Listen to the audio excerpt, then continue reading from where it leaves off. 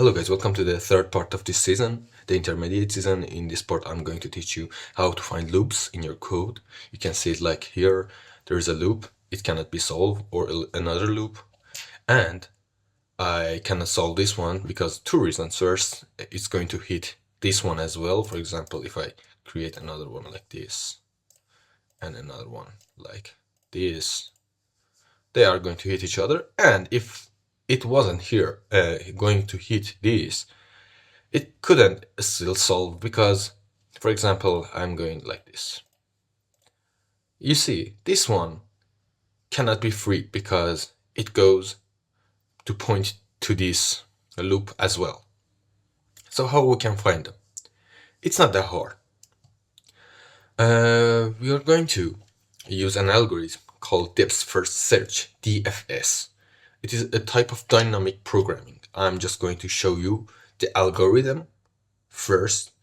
You can imagine it and you can rewrite it yourself, or rewrite it with ChatGPT, or rewrite it exactly like my code.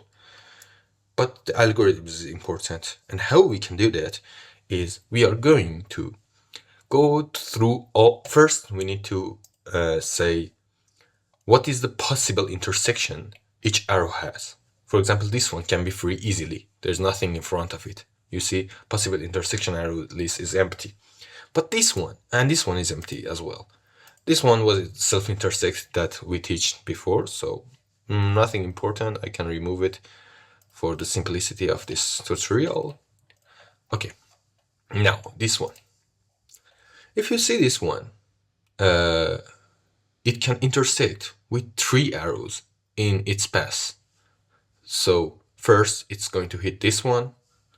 You see the name of this one is arrow 6795, and we see the first one that it's going to hit is 67, then 95, and this next one is this one, and the next one after that is this one.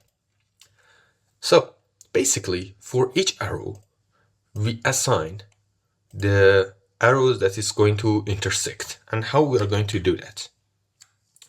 First, if you come here in my map validator, it gets the arrow container. Arrow container was this one, and gets all the arrows in it, and grid builder to have node data as well, and come here and says set possible interaction. How we do that? We get the first node of each arrows, and we know the first node of each arrows is the head, and we know the direction of the head because we calculated it before and saved it in our node data. This one doesn't have one because it's not head and nothing is in it. But for example, if I move this one, you can see this is head and it pointed to the left. So we can basically go through this node and get all the node after that till we get in the end of it. We are not going to stop here as well. So first we calculated the difference, the y step and x step that we are going to go through in our while. You see, and we calculated it like this. You can stop it to understand it better, and we have safety checks, for example, like this, and after that each node saves the related arrow that filled this node before. For example, this node, for example, let me create another arrow here, for example this one, and I want to go, I know this one is 0 0, so 0 0 is tail. So we can come here, and why it's not filled, it's because another thing that I'm going to teach you in save level, it's my choice, it's my style to just calculate it with this, but you can have is filled and tail, but it's harder to save it in my way that I'm going to save. Okay, now if you see, it says the arrow 9 8 12 is the arrow that filled this node with itself. So this is the arrow and it is correctly. So basically we know the related arrow node, and we can go and get possible intersect that contains if the arrow, for we do not want, for example, this one, for this node and this node and this node and this node save this arrow multiple times. So if it has the arrow in our possible intersecting arrow, we do not going to save it. We first check that. And if we do not have that, well, then we have the arrow that this node stores. So basically we go, for example, this head, we go one in the front and another in the front and another in the front and get the related arrows of this node. If it's null, we continue. But how do we know we go outside of the map and we are not, for example, hitting something like this? How we are going to manage that? I added another thing to my grid builder and get node, and I know if I pass my x and y values under 0, because this one is 0 0 0 1 0, for I think it's 0 1, yeah, 0 1 0 2, and we have no -1 value, for example. So if it's less than that, then you are out of it, and if it's bigger the length of the map, it's still a false. But it can be true, it shows if we are in map, but it can be null as well. So nothing that special. Okay, now we know how to store these possible intersection arrows, and now we can calculate it. How? We can go through each arrow and say, okay, you check the first arrow you are going to hit, for example, this one. And go out of this arrow and do the function again for this arrow and says, go check if this arrow is going to hit another thing. And we see nothing. So it's going back to this arrow and says the first interaction that you had can be freed. So you can be free still. Go check your next interaction. So it's going to see this one. And this one says, okay, now what am I going to hit? It says I'm going to hit this one. And it goes to this arrow, and this arrow goes what I'm going to hit, and says this one. And because we see the same arrow again, we store this one, store this one, and store this one. And we see the same arrow again. We know we have loop here, and one of them is pointing to the loop. So this is a loop, and this one is pointing to the loop. Or for example, this one. For example, this goes to see what I'm going to hit, and the thing that I'm going to hit is this one, and it's going to hit me back. So it's another loop. Or for this one, I'm going to hit this.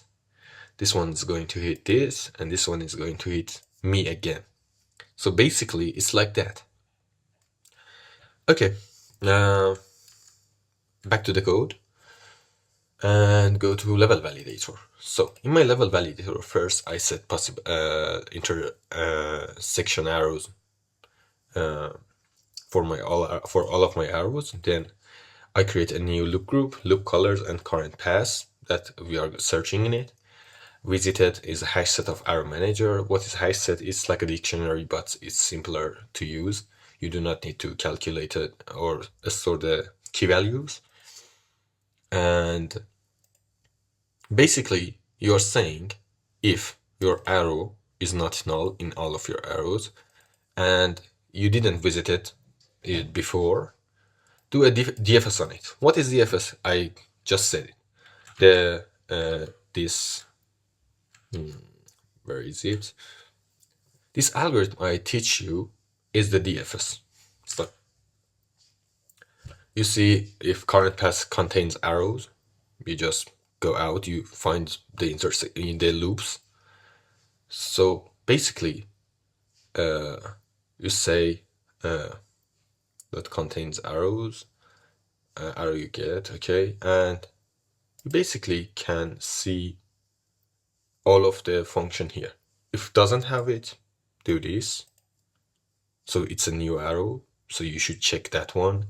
And you see we go to another TFS in our function for another arrow, and we can come back.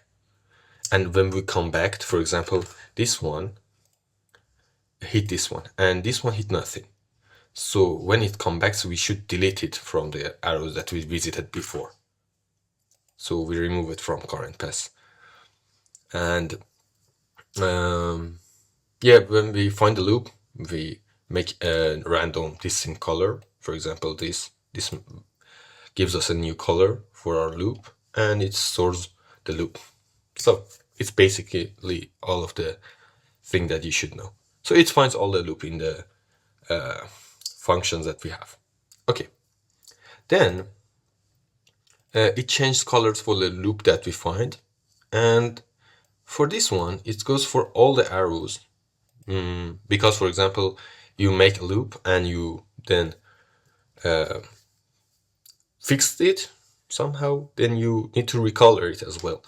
So it comes here and says if, for example, we colored our loops, it says if your arrow is reachable to a group, then you should color it as well.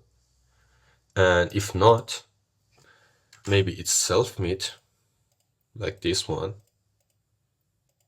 Okay, I find the bug. Okay, like this one. Or why I have those bugs? Because I just delete them like with Command Z. So I need to fix it with this reset nodes. Reset nodes. Okay, now I can easily go like this. Yeah, basic. I didn't reset node these as well. Reset nodes. Okay. Yeah. If you wanted to have a simpler way to have no bug here, you can go just like remove arrows and they reset by themselves. Okay, let's come back, and yeah, if they are self-made, so we color them with self-made, and if they are not and they are normal arrows, we color them with normal arrows. And one of the benefits of this function is you can call it with delete arrows as well. For example, in my in